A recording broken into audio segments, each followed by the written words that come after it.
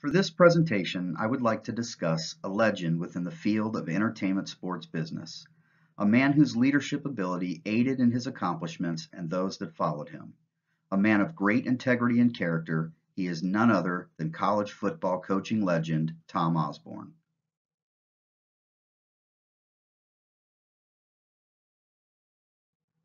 Tom Osborne is best known as a legendary college football coach for the University of Nebraska. He was successful in other areas as well. He was a football player, a politician, a college athletic director, a college professor, an author, and a lecturer, to name a few. He has quite a history and a long list of accomplishments.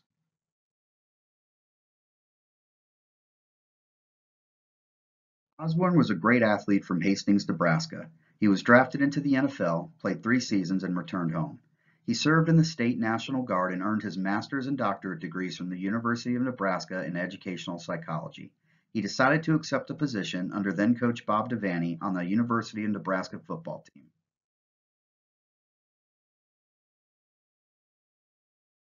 Osborne started as an offensive coordinator for the team and then became the head coach. He would be head coach for 25 years and was a part of 5 national championships, 3 as head of the helm. Under his guidance and mentorship, many student athletes and coaches flourished. He is revered inside and outside the state of Nebraska.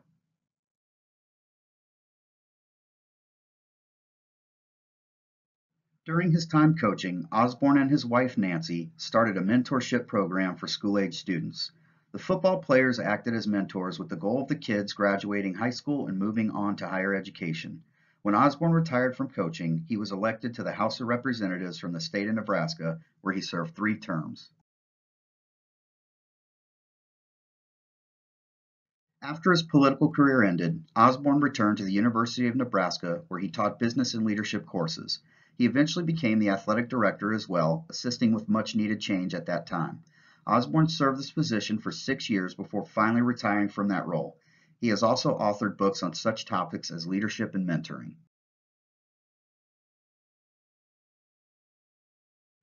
The list of accomplishments and awards is a long one for Osborne, so much so that I am not able to list them all in this presentation for lack of time. I will instead highlight some of them. Some of the awards he has won are the Jim Thorpe Lifetime Achievement Award, the Champions Award, the Distinguished Psychologist in Management Award, and the Distinguished American Award.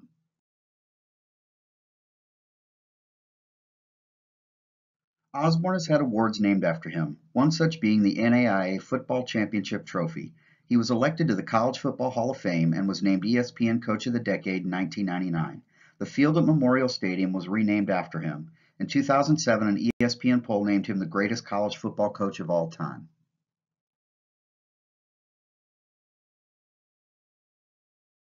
Osborne was 255, 49-3 as a head coach, which is now 6th all-time.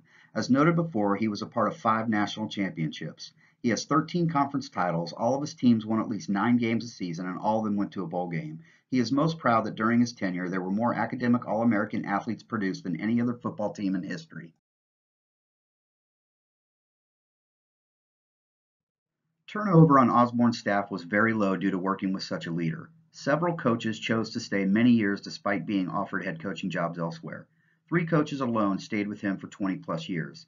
Several went on to become head coaches once he left the program. Many things made him a good leader, so let us examine those now.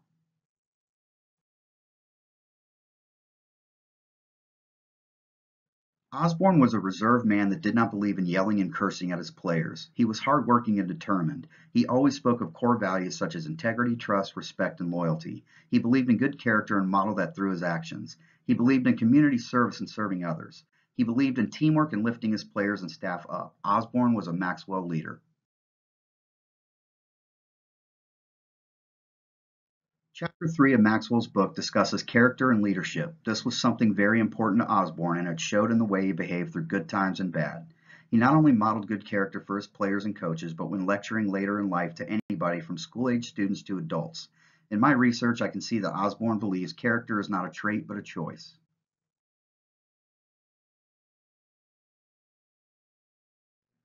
Chapter 7 of Maxwell's book speaks about serving people through leadership. This was another big one for Osborne, and not only serving his players and coaches, but in community service as well. Through my research, I found where he spoke about being a transactional leader early on and changing to a transformational leadership style where he was very involved serving others and helping them to succeed.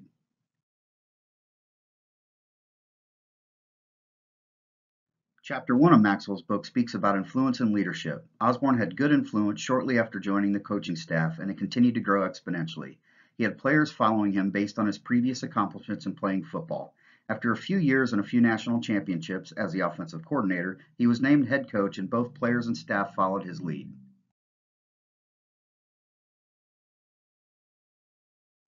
Chapter 1 of Maxwell's book also shows us the 5 levels of leadership.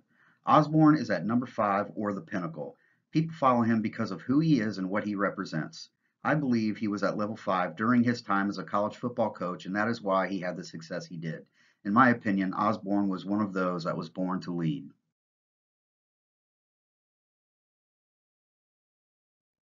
Although Osborne is not a green leader, he did utilize some of his laws and approaches to leadership. The first I can see is Law 9, win through your actions, never through argument.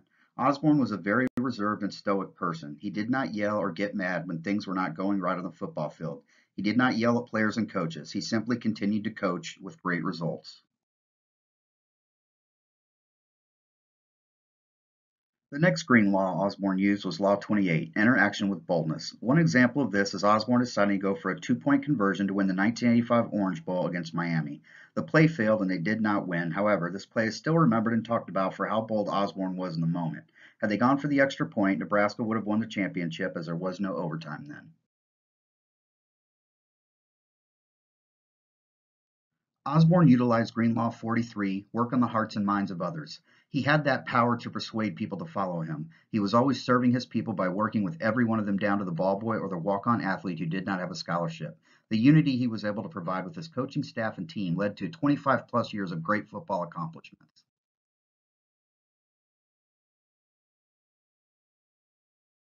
Osborne has mentored many people throughout his life. A few that come to mind are Frank Solich, who coached with Osborne for a long time, was named head coach when Osborne left, and now coaches Ohio University. The other is Scott Frost, who was the winning quarterback on the 1997 Nebraska National Championship team. Frost is now the head coach at Nebraska, and a lot of that has to do with Osborne.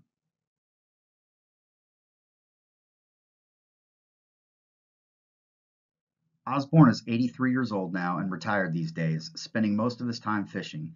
He still attends the Nebraska home football games and other sporting events as well. One thing he keeps close to his heart is serving others. He remains involved with his mentoring program Teammates by recruiting mentors.